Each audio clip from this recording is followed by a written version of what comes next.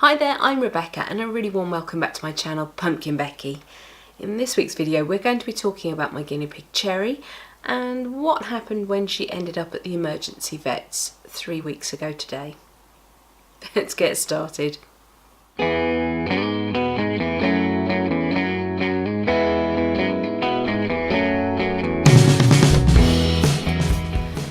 So spoiler alert, Cherry is fine now, absolutely fine. Let's just get that out there right now. So actually the first thing we noticed was that Cherry had a little dirty patch on her side. I thought, that's odd, where's that come from?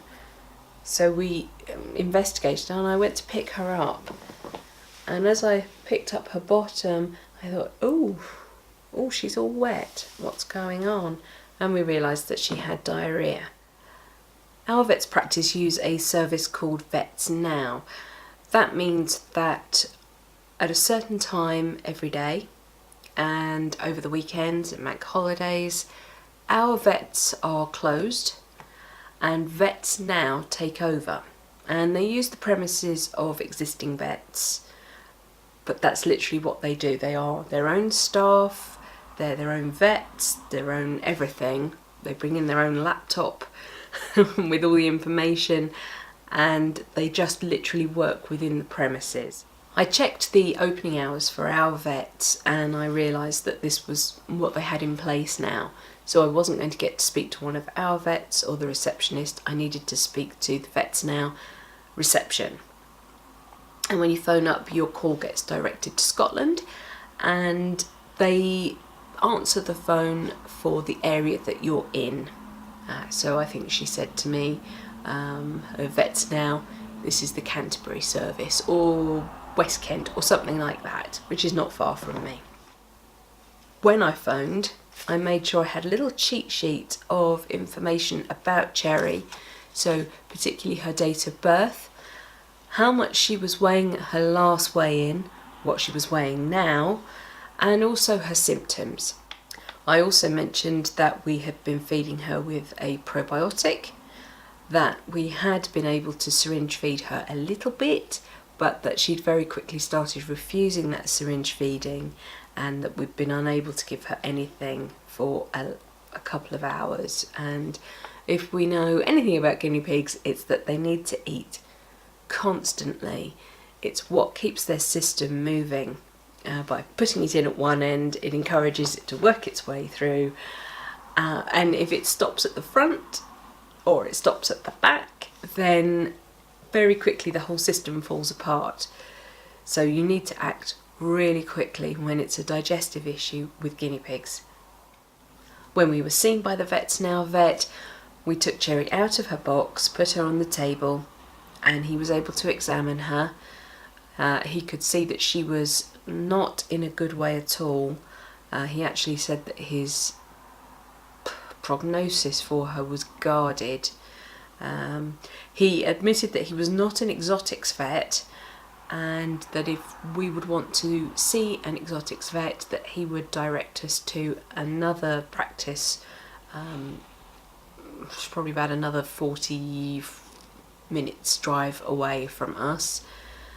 But what he said he would do if we left her with him was he would give her subcutaneous fluids, and that involves injecting fluid between the skin and the muscles underneath, and it's the quickest way and the best way of hydrating a guinea pig that is dehydrated. And because Cherry wasn't drinking and because she had diarrhoea, that meant that she was getting very dehydrated, and that's a huge concern, obviously.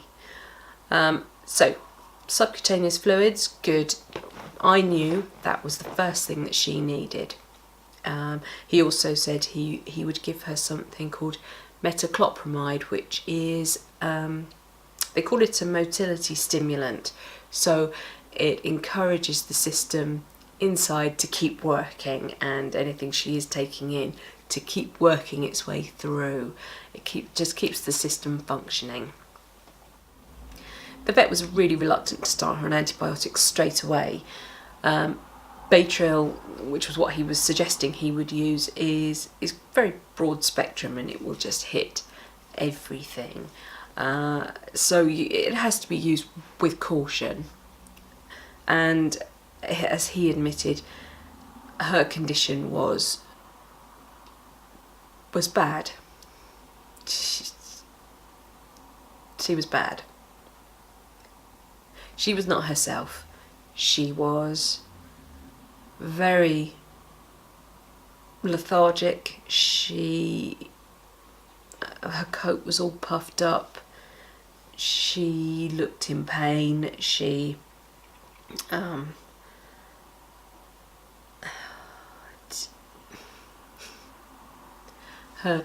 The skin on her sides felt baggy, where she'd become dehydrated, and also she was losing weight very quickly. And it can happen like that with a guinea pig. 1 minute she was absolutely fine, and the next,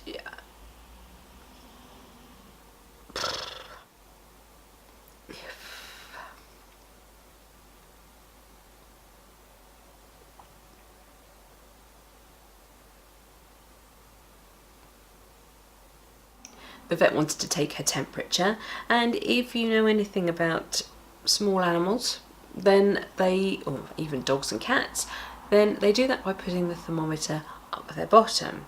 And any guinea pig or animal in their right state of health is going to be very unhappy about that situation. But because Cherry was so flat, she let that happen.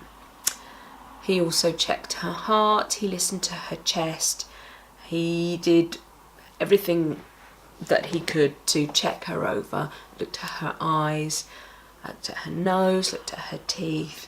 There were no obvious reasons as to why this could have happened.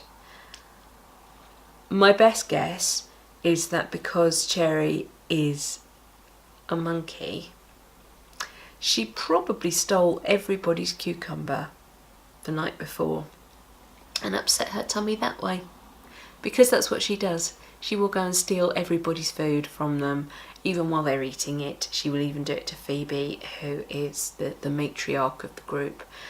So it wouldn't surprise me if she just took in too much soft vegetable the night before and it's upset her system. I suggested that to the vet as the reason, and as none of the other guinea pigs were showing any symptoms at all similar to Cherry, there was just nothing else going on with the others, and they were all in the same hutch together, they'd all been fed the same, etc, etc. That was our best guess, that there was probably something she'd eaten that she shouldn't have eaten, or she ate too much of it. Because the vet had mentioned the subcutaneous fluids, he had mentioned metoclopramide, he had talked about pain relief and the need for force feeding and the use of probiotics, I felt happy that if there was anything could be done for Cherry in this desperate state she was in, he was the one to do it. To subject her to another 40-minute journey across the county to get her to another vet who probably would do exactly the same thing to her clinically. The only thing they could do on top was some blood tests there and then on site. But to be honest, she was so ill that if he couldn't fix her with what he was going to do, then there was going to have to be a decision made very quickly as to whether we should put her to sleep or not. And to have to wait for blood test results, it would have just prolonged that agony, that decision. So to have driven her 20 minutes across town to then try and take her to the next town, it seemed unfair to her in the state she was in. So we decided that we would leave her there and that we would let them carry on the treatment plan that they had in place. And they decided they were going to keep her in overnight, so we took her in at about 10:30 in the morning, I think, and they said, yeah, we're going to keep her in all through the day and overnight. And then because it's vets now, you have to collect your pet in the morning once you are into normal hours, because the other vets, the ones who own the practice, then come in, and your vet is registered with Vets Now. It is not registered with the vets who own the building, etc. So you either have to then register with the vet when they come on shift in the morning, or you take your pet to your own vet. Bit weird, I know. And I did actually ask the vet nurse when we arrived on the Monday morning to pick Cherry up. I said, so are you the same staff? Do you just, the clock's on to 7 o'clock in the evening and you just put your Vets Now coat on instead of your whatever practice vet coat? And she said, no, we're just completely different staff. When we weighed Cherry prior to this incident, she had been 1,045 grams. When we actually booked her in with Vets Now, she was down to 930 grams. That's a big drop. I've got here the charts that they used for her while she was hospitalised, and they show how they were monitoring her throughout the time she was there, how much was eaten, how much fluid she was given, her temperature. Her temperature was actually very low when she was admitted, and so they began trying to warm her up. Her heart rate was also a bit low and a bit thready, but they managed to pick that up. They also gave me an amazing 4-page clinical history, which I had to take to my own vets to show what they'd done for her. Now I'm just going to read you a little bit of what the clinical history says. It's actually from the discussion that I had with the vets in the morning when I took her in. Cherry had started having diarrhoea and being anorexic, i.e. not eating, for 2 days. She initially took critical care well, but now not interested and very lethargic. When I say she's not interested, I was syringe feeding her and she was not happy. She didn't want to. So she still had some fight in her, which was a good sign. Very lethargic, not drinking much. Owner had managed to syringe some water down, and when they say I'd managed to syringe her some water, it was like 2 milligrams. So 2 small syringes worth of just give her a bit, give her another bit, give her another bit. And it took a couple of hours to get 2 ml down her, so that's not enough. Owner says as far as she is aware, the guinea pig's not had an improper diet, not too many fruits, veggies. She's mainly been on hay and nuggets, and I use Burgess XL nuggets. And to be honest, it is mainly hay, and nuggets are a supplement to that. The fact that she's one of 7 guinea pigs and all others are fine. He reported that she was lethargic, not moving much. He noted that the mucous membrane was pink, which is good. A pale or white mucous membrane, so i.e. if he looks at the gums, lips, anything like that, and they appear pale, that means the guinea pig is getting really, really ill. Her chest was clear, heart rate was around 200, her abdomen was soft, could not feel hard feces, not reacting on palpitation, dirty with diarrhoea on fur. Around her bottom and inner thighs she was very, very wet, and we were concerned that she was going to get really sore.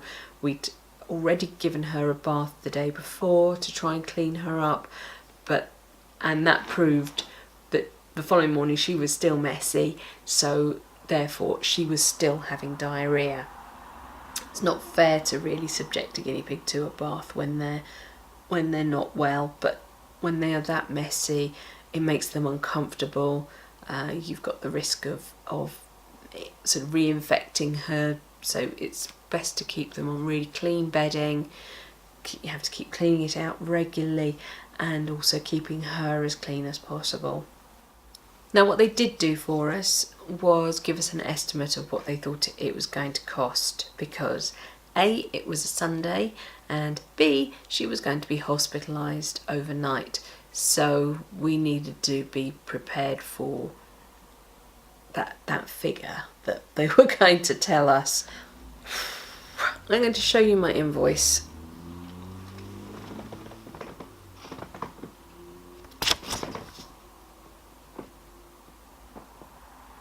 There you go.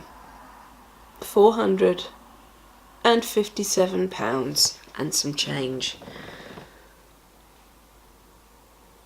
That's now kept me updated throughout the evening, and then phone me again in the morning just to give me an update on how she was doing. The fact that she was still with us was huge. The subcutaneous fluid was really doing its job and rehydrating her, and although she wasn't eating on her own yet, she was certainly brighter. When we picked her up, we had to take her into work with us for reasons, and my husband kept her up in his office, and he was force feeding her and giving her fluids, and in fact he even had to take her into a meeting with him and was force feeding her wrapped in a towel. I love that. So we had a plastic storage box with layers of towels and a warm hot water bottle. So it wasn't a boiling kettle, it was just warm water underneath a towel layer so that she could lie on it. And if you've ever had a tummy ache, you know how helpful it is, how soothing it is. And Cherry was sort of stretching all her legs out on this hot water bottle because it was so nice on her tummy. And we managed to get away from work at lunchtime, and we took her home and put her in the box, and I'd got some fresh hay in the car. We put that in with her, and my husband got in, shut the door, and almost straight away she started eating the hay on her own. She's turned a corner, she's coming back. For a guinea pig who's been so ill to suddenly want to eat on her own, that was a huge turning point. We were so relieved, and we just spent the whole journey home going, "Good girl, Cherry. Oh, you're such a good girl. What a good girl. Oh, Cherry. Oh, you're the best, Cherry."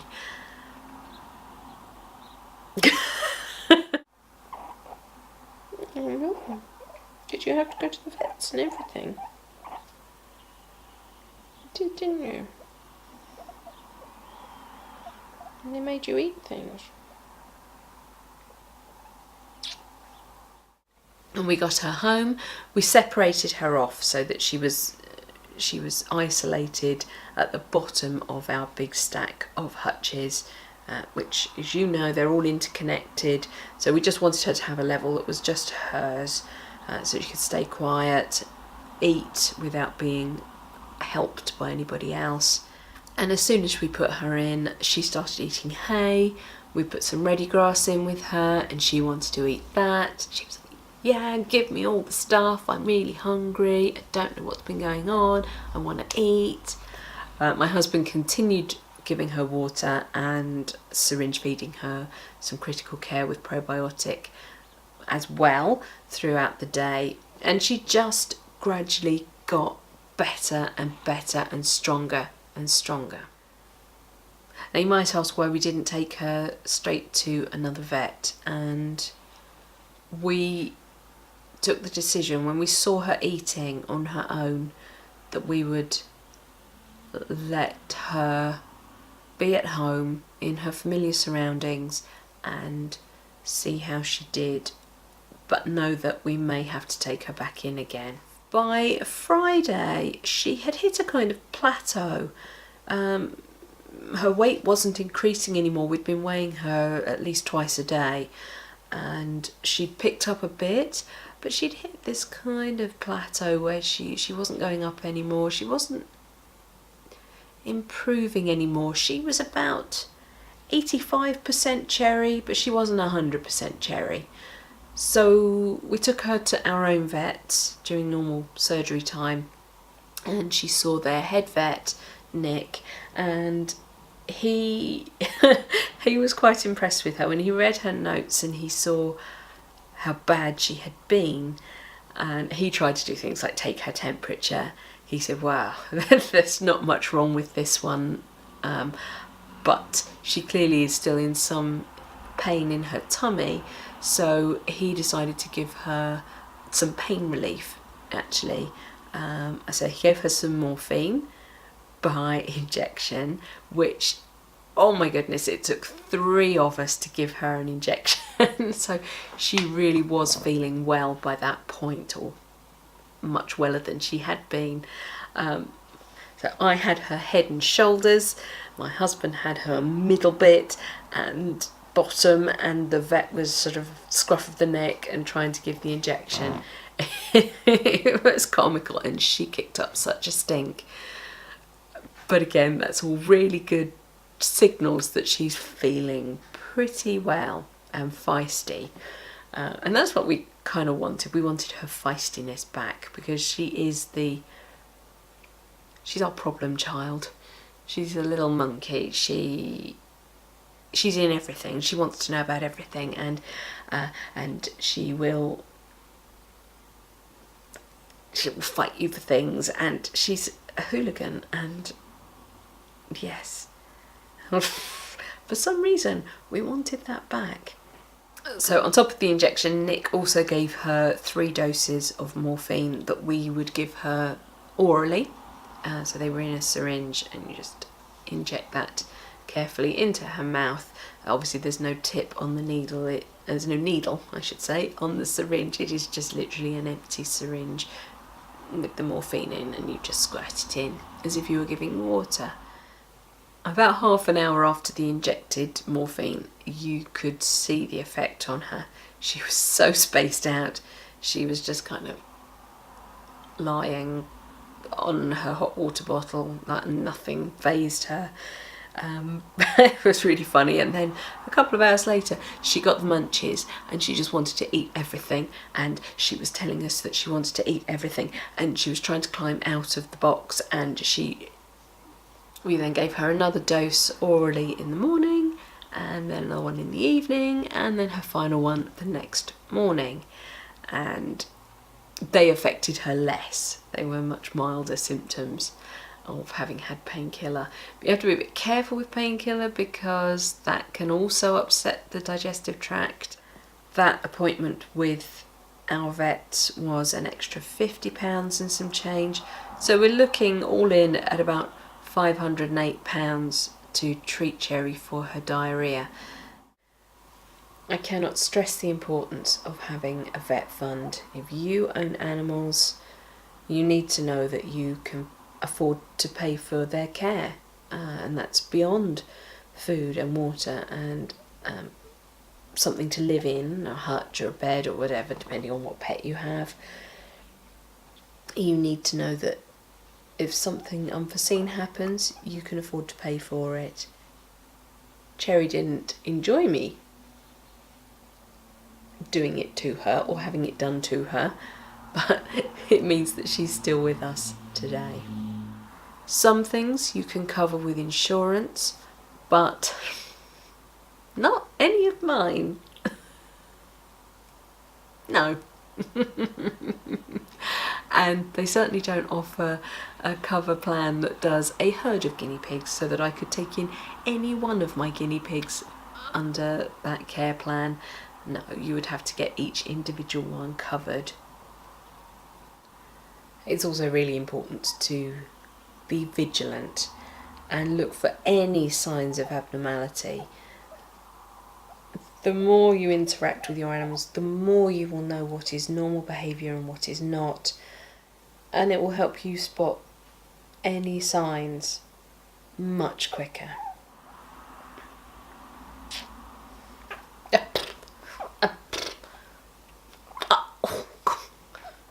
So in summary, I have my Cherry back, and that means the world to me. It does. And today Cherry weighs 974 grams, which is much better. She's coming back up.